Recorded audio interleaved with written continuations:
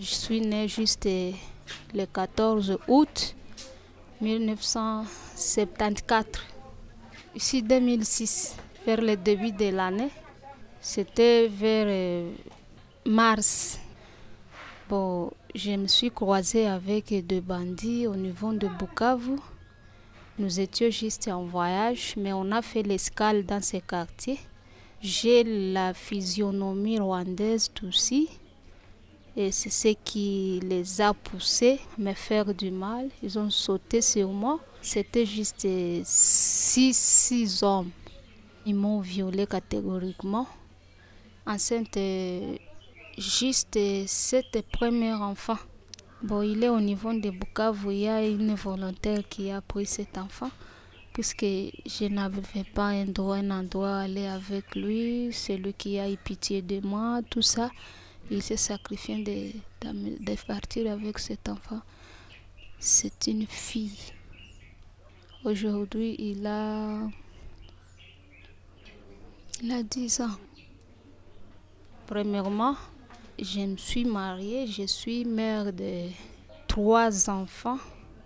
Mon mari, il est là, mais nous vivons, c'est par grâce. Ce qui s'était percuté, c'était le problème d'être violée. La famille de mon mari a su ça. Donc, nous sommes presque dans la séparation, bien que mon mari s'efforce, mais il est poussé et persécuté par sa famille à cause de moi. Donc, nous vivons tout simplement apparemment comme ça, mais intérieurement, ça ne tient pas. Quand on touche sur ces problèmes dans la famille de mon mari, en tout cas, ça me traumatise encore davantage. J'allais abandonner et rester seule.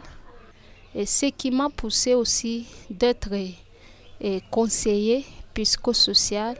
Et j'ai été consolée par les autres, par mes leaders des associations. Je voyais les autres comment vivre tout ça avec des conseils.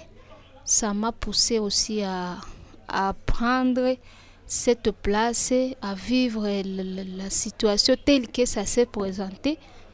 Encore, en tout cas, ce traumatisme, ça y est encore à moi, bien qu'on nous enseigne, mais bon, j'essaie de me calmer.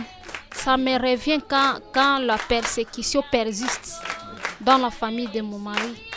Quand je me croise avec les autres, je me sens quand même, encore une fois, je sens la force.